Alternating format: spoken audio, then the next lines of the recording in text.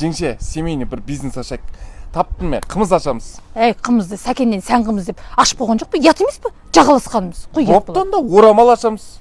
Орамал не деп ашасың? Сараның сандығынан деп сандықта толып атқан жоқ па орамал? Ұят емес па? Қой жағаласпаймыз. Онда тамақ ашамыз. Бұл тыңдамаймыз сізді. Тамақ ашамыз. Тамақты не деп ашасың? Тұрсынбек ашқан жоқ па? Астанадан қан талаппай деп тамағын қазір адам деген ел деген талап атыр ғой. Ұят болады жағаласқанымыз. Ұят болады. Онда ешкімге жағаласпайық деп жатай күйде аштан өлек, сосын елдің бәріне пазар болайық, бұлар аштан өліпті деп. Қойшы, немеге ашыласыз?